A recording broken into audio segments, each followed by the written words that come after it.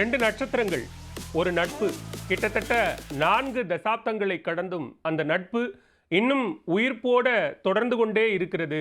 அதுல எந்த விதமான சிக்கல்களும் இடையூறுகளும் இல்லாமல் அன்றலர்ந்த மலர் போல அந்த நட்பு இன்னும் தொடர்ந்து கொண்டே இருக்கு அப்படின்னா அந்த நட்புக்கு பின்னாடி அப்படி என்ன சீக்ரெட் இருக்கு? அந்த நட்பு இவ்வளவு தூரம் ஒரு 50 ஆண்டுகளை நெருங்கக்கூடிய அளவுக்கு இந்த நட்பு இன்னமும் அப்படியே ரொம்ப உயிர்ப்போட இருக்குன்னா இதுக்கு பின்னாடி இருக்கக்கூடிய சீக்ரெட் என்ன? தமிழ் சினிமாவில் 2 பெரிய நட்சத்திரங்கள், 2 பெரிய ஜாம்பவான்கள் போட்டிக்களம் அப்படின்னு வந்தா அது தமிழ் சினிமாவில் 2 நட்சத்திரங்களினுடைய திரைப்படங்களும் பிளாக் பஸ்டர் ஹிட் அடிச்சு மிகப்பெரிய ஒரு நீயா நானா அப்படிங்கிற ஒரு காலகட்டத்தில் இருந்த மிகப்பெரிய நட்சத்திரங்கள் நடிகர் கமல்ஹாசனும் சூப்பர் ஸ்டார் ரஜினிகாந்தும். ஸோ இப்படியான இவர்கள் இருவருக்குள்ளும் இருக்கக்கூடிய இந்த ஆழமான நட்புக்கு பின்னாடி அப்படி என்ன ஒரு ரகசியம் இருக்கிறது? கிட்டத்தட்ட 40 ஆண்டுகளுக்கு முன்னாடி 1985 அப்படி இவர்கள் இருவரும் என்ன ஒரு ஜென்டில்மேன் அக்ரிமெண்ட் ஒப்பந்தம் போட்டுக்கொண்டார்கள்? அந்த ஒப்பந்தத்தை எப்படி இன்னைக்கு வரைக்கும் மீறாம இருக்காங்க அப்படிங்கிற ஒரு விஷயத்தை தான் இந்த வீடியோல பார்க்க போறோம்.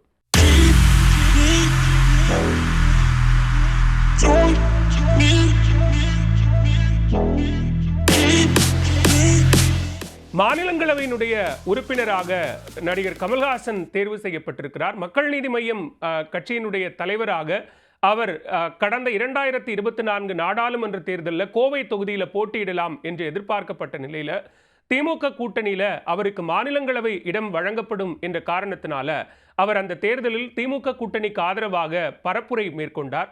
அதன் அடிப்படையில் அந்த தேர்தலில் போடப்பட்ட ஒப்பந்தத்தின் அடிப்படையில் சமீபத்தில் காலியான மாநிலங்களவை உறுப்பினர்களுக்கான இடங்கள், அதனை தொடர்ந்து அந்த தேர்தலில் மக்கள் நீதி மையத்திற்கு ஒரு இடம் ஒதுக்கப்பட்டு அந்த இடத்துல மாநிலங்களவை உறுப்பினராக கமல்ஹாசன் நாடாளுமன்றம் செல்கிறார். இந்த நட்பு பற்றி நம்ம பேசிட்டு இருந்தோம் இல்லையா? ஸோ அந்த நட்பின் அடிப்படையில் அந்த கடிதத்தை கொண்டு போய் நடிகர் ரஜினிகாந்திடம் காட்டியிருக்கிறார் கமல்ஹாசன்.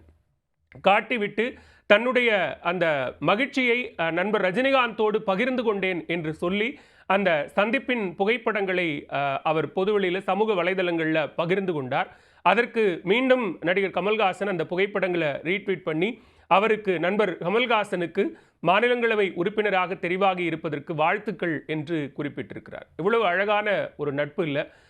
2 பேரும் திரையுலகை கடந்து அரசியலில் வருவதற்கான வாய்ப்புகள் மிக அதிகமாக இருந்த சூழலில் நடிகர் ரஜினிகாந்த் திடமான ஒரு முடிவெடுத்து அரசியல் வேண்டாம் அப்படின்னு சினிமாவிலேயே தொடர்ந்து கொண்டிருக்கிறார். சினிமாவிலும் இருப்பேன், அரசியலிலும் இருப்பேன் அப்படின்னு தன்னுடைய நிலைப்பாட்டில் ரொம்ப உறுதியாக கமல்ஹாசன் அரசியல் வாழ்க்கையில் தற்போது நாடாளுமன்றத்தை நோக்கி மாநிலங்களவை உறுப்பினராக செல்ல இருக்கிறார். சரி, நம்ம சொன்ன அந்த ஜென்டில்மேன் அக்ரிமெண்ட் என்ன? அப்படி என்ன இவர்களுக்குள்ள அந்த ஒப்பந்தம் போட்டுக்கொள்ளப்பட்டது அப்படின்னு பார்க்கலாம். இவர்கள் 2 பேரும் திரைத்துறைக்குள்ள வராங்க. இவர்கள் இருவருக்கும் ஒருவர் குரு, அது இயக்குனர் கே பாலச்சந்தர் அவர்கள். தமிழ் சினிமாவில் 2 பக்கம் இருந்தும் அறிமுகமாகக்கூடிய ஒரு 2 துருவங்களாகத்தான் தமிழ் திரையுலகில் காலடி பதிக்கிறாங்க கமல்ஹாசனும் ரஜினிகாந்தும். அபூர்வ ராகங்கள் தான் முதல் திரைப்படம்.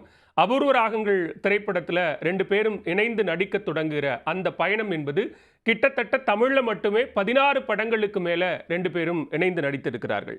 அபூர்வ ராகங்கள், அவள் அப்படித்தான், 16 வயதினிலே, அது மறக்கவே முடியாத பரட்டை சப்பானி அப்படிங்கிற 2 பேருடைய கதாபாத்திரங்கள், நினைத்தாலே இனிக்கும், ஆடுபுலி ஆட்டம், இளமை ஊஞ்சலாடுகிறது, அலாவுதீனும் அற்புத விளக்கும், நட்சத்திரம் உட்பட 16 படங்கள் என்பது தமிழில் மட்டுமே இருவரும் இணைந்து நடித்திருக்கிறார்கள். அது மட்டும் இல்லாமல் தெலுங்குல 2 படங்கள் நடித்திருக்கிறார்கள். தில்லுமுள்ளு படம் என்பது ரஜினியினுடைய ஒரு பிளாக் பஸ்டர் ஹிட் அடித்த படம். அந்த படத்தில் ஒரு கேமியோ ரோலில் நடிகர் கமல்ஹாசன் நடித்திருக்கிறார். அதே மாதிரி அந்துலேனி கதா அப்படிங்கிற ஒரு தெலுங்கு படத்திலும் ஒரு கேமியோ ரோல் என்பது இருக்கிறது. அது மட்டுமல்லாமல் பல மலையாள திரைப்படங்கள், இந்தி திரைப்படங்களிலும் இருவரும் ஒன்றாக சேர்ந்து நடித்திருக்கிறார்கள். அப்படி நம்ம ஒரு அந்த ஜென்டில்மேன் அக்ரிமெண்ட் அப்படின்னு ஒன்று சொன்னோம் இல்லையா? அந்த படம் தான், அதற்கு பிறகாகத்தான் அந்த அக்ரிமெண்ட் அப்படிங்கிறது 2 பேருக்குள்ளவும் ஏற்படுது. அந்த படம் 1985 இந்தியில் வெளியான ஜெராஃப்தார் அப்படிங்கிற அந்த படம். அந்த படத்தில் கமல், ரஜினி மட்டும் இல்லை, இன்னொரு பாலிவுட் சூப்பர் ஸ்டாரும் நடித்திருக்கிறார், அது அமிதாப் பச்சன். 3 மிகப்பெரிய நட்சத்திரங்கள் இணைந்து நடித்த அந்த ஜெராப்தார் படத்திற்கு பிறகாகத்தான் 2 பேரினுடைய மார்க்கெட்டும் ரொம்ப ஒரு உச்சத்தை எட்டக்கூடிய ஒரு சூழல் வருது. நிறைய படங்கள் 2 பேரும் அடுத்தடுத்து ரஜினிகாந்தும் கமல்ஹாசனும் கமிட் ஆகுறாங்க. அப்படி ஆகும்போது ரஜினிகாந்த் கொஞ்சம் சீனியராக கமல்ஹாசனை பார்க்குறாரு திரைத்துறையில.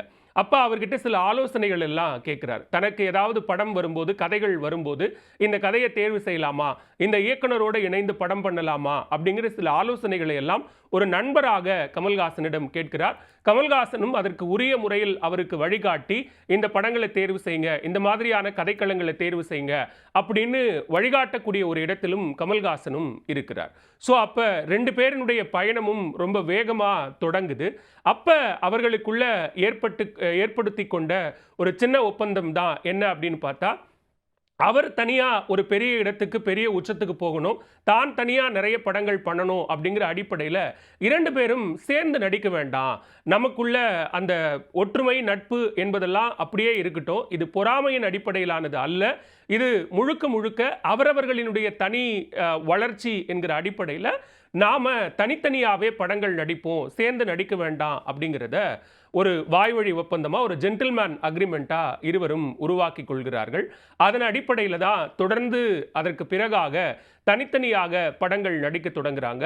அந்த காலகட்டத்தில் மிகப்பெரிய ஒரு வெற்றி படங்களாக ஒரு பக்கம் சூப்பர் ஸ்டார் ரஜினிகாந்த், ஒரு பக்கம் கமல்ஹாசன் உலகநாயகன் அப்படிங்கிற அந்த முகத்தோடு நிறைய படங்கள் தொடர் வெற்றிகள் வருது.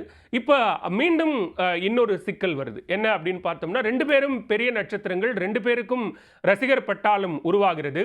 தமிழ் சினிமாவை பொறுத்த வரைக்கும் ஒவ்வொரு எரா அப்படின்னு சொல்லுவோம் இல்லையா, அது சிவாஜி எம்ஜிஆர், ரஜினி கமல், அஜித் விஜய் அப்படின்னு ஒவ்வொரு எரா சொல்லுவோம் இல்லையா, அந்த எராவில் ரஜினி கமல் அப்படின்னு பார்க்கும்போது அந்த ரசிகர்களுக்கிடையே மிகப்பெரிய ஒரு போட்டி வருது.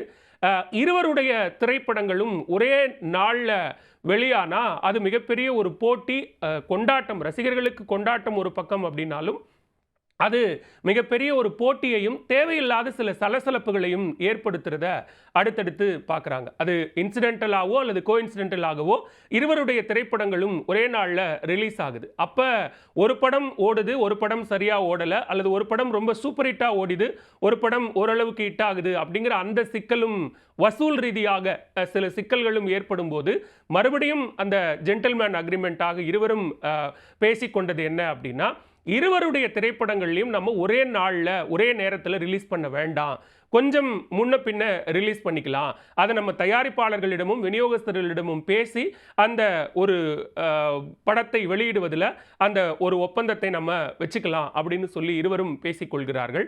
அதன் அடிப்படையில் ரஜினிகாந்த் கமல்ஹாசன் இருவருடைய திரைப்படமும் ஒரு குறிப்பிட்ட கால இடைவெளிக்கு பிறகாக ரிலீஸ் ஆகும் அப்படிங்கிற அடிப்படையில் கிட்டத்தட்ட வருஷத்தில் இவர் ஒரு சூப்பர் ஹிட் கொடுத்தா அவர் ஒரு சூப்பர் ஹிட், அவர் ஒரு சூப்பர் ஹிட் கொடுத்தா அதுக்கு போட்டியா இவர் ஒரு சூப்பர் ஹிட் அப்படின்னு போட்டி போட்டு கொண்டு இருவரும் தங்களுக்கான ஒரு சூப்பர் ஹிட்டை, ஒரு பாக்ஸ் ஆஃபீஸ் கலெக்ஷனை தொடர்ச்சியாக தமிழ் சினிமாவுக்கு வழங்கி இருக்கிறார்கள்.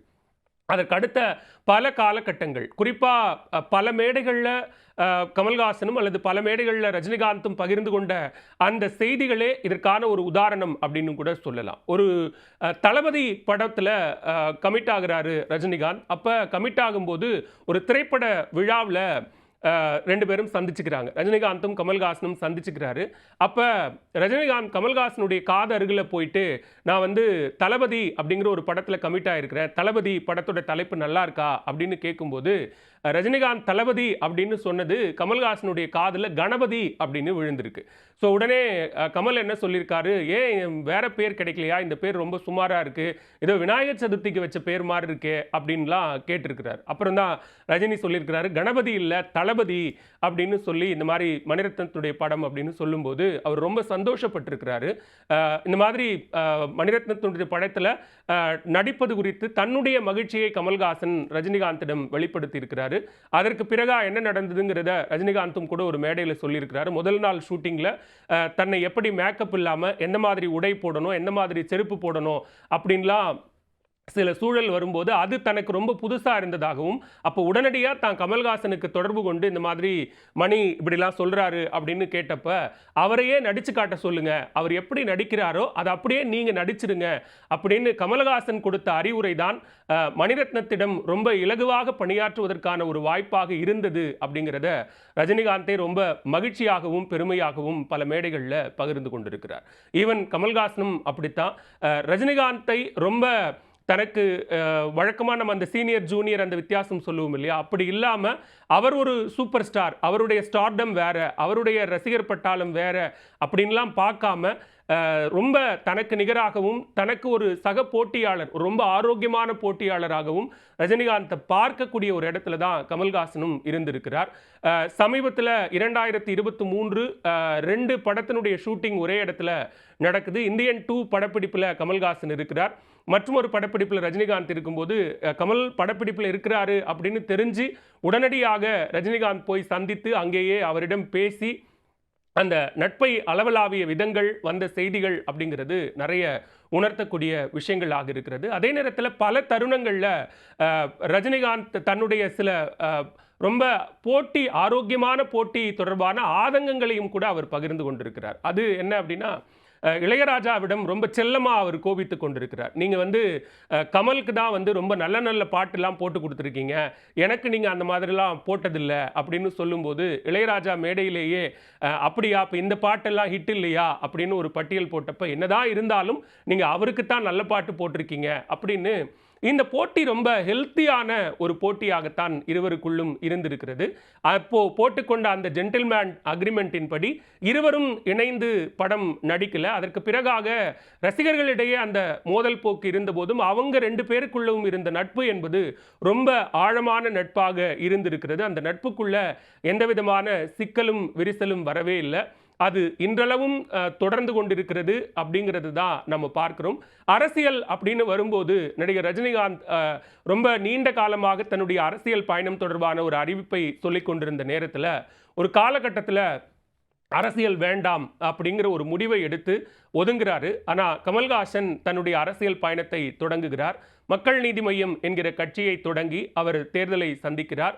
பல ஏற்ற இறக்கங்கள், அதற்கு பிறகாக திமுகவுக்கான ஆதரவு, இன்றைக்கு மாநிலங்களை உறுப்பினராக தெரிவாகி இருக்கிறார். மக்கள் நீதி மய்யம் அதே நேரத்தில் தன்னுடைய திரைப்பயணத்தையும் அவர் எந்த சூழலையும் விட்டு கொடுக்கல, அதை தொடர்ந்து செய்து கொண்டே இருக்கிறார். தமிழ் சினிமாவில் ரொம்ப தொலைநோக்கோடு சிந்திக்கக்கூடிய, ரொம்ப இன்னைக்கு நடக்கக்கூடிய விஷயங்களை கிட்டத்தட்ட 10 ஆண்டுகளுக்கு முன்னாடியே தன்னுடைய சினிமாவில் பேசிவிட்டார் அப்படின்னு சொல்லக்கூடிய இடத்துல கமல்ஹாசன் இருக்கிறார். ஆனால் இன்றைக்கும் இத்தனை திரைப்படங்கள் நடிகர்கள் வந்த பிறகாகவும் கூட இன்றைக்கும் சூப்பர் ஸ்டாரினுடைய படம், ரஜினிகாந்தினுடைய படம் ரிலீஸ் ஆகுதுன்னா அது உண்மையிலே ஒரு பாக்ஸ் ஆஃபீஸ் கலெக்ஷன் தான். இன்னைக்கும் மிகப்பெரிய ஒரு வசூலை குடிக்கக்கூடிய இடத்துல நடிகர் ரஜினிகாந்த் இருக்கிறார்.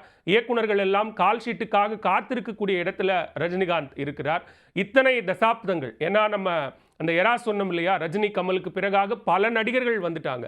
அஜித் விஜய்க்கு பிறகாக பல நடிகர்களுடைய காலகட்டம் வந்துருச்சு, நிறைய புதுமுகங்கள் வந்துட்டாங்க. ஆனால் இன்னைக்கும் 2 பேரும் தங்களுக்கான அந்த பாக்ஸ் ஆஃபீஸ் போட்டி அப்படின்னு வந்தா அதில் நிற்கக்கூடிய இடத்துல இன்றைக்கும் கமல்ஹாசனும் ரஜினிகாந்தும் தங்களை நிலைநிறுத்திக் கொள்கிறார்கள் நடிகர்களாக.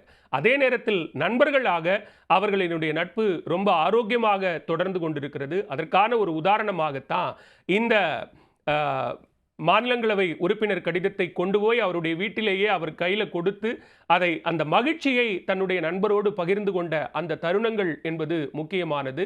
தமிழ் சினிமாவில் மட்டுமில்லை, சினிமாவுக்கு வெளியிலேயும் நண்பர்களாக இருப்பதற்கான ஒரு சிறந்த உதாரணமாக கமல்ஹாசனும் ரஜினிகாந்தும் திகழ்கிறார்கள் என்பதற்கு இந்த நட்பு ஜோடி மிகச்சிறந்த உதாரணமாக இருக்கிறது. அவர்கள் ஏற்கனவே சொன்னது போல 2 பேருக்கும் குரு அப்படின்னு பார்த்தோம்னா அது இயக்குனர் கே பாலச்சந்தர் தான். அதற்கு பிறகாக பாலச்சந்தரில் தொடங்கி இன்னைக்கு லோகேஷ் கனகராஜ் தாண்டி புதுசாக வந்திருக்கக்கூடிய இயக்குனர் நித்திலன் வரைக்கும் அவர் படம் பண்ண போறாரு அப்படிங்கிறதும், லோகேஷ் கனகராஜிடம் ஏற்கனவே கமல்ஹாசனும் படம் பண்ணி அவருடைய ஒரு மிகப்பெரிய ஒரு கம்பேக்கை, மிகப்பெரிய ஒரு பிளாக் பஸ்டர் இட்ட விக்ரம் மூலமாக கமல்ஹாசனும் கொடுத்தார் என்கிற அடிப்படையில் இன்றளவும் அவர்களுக்கான திரை புகழையும் அந்த நட்பு இலக்கணத்தையும் கட்டி காப்பாற்றி கொண்டிருக்கிறார்கள் என்று சொன்னால் உண்மையில் அவர்களினுடைய நட்பு பாராட்டத்தக்க, மெச்சத்தக்க, போற்றத்தக்க வகையில் இருக்கிறது.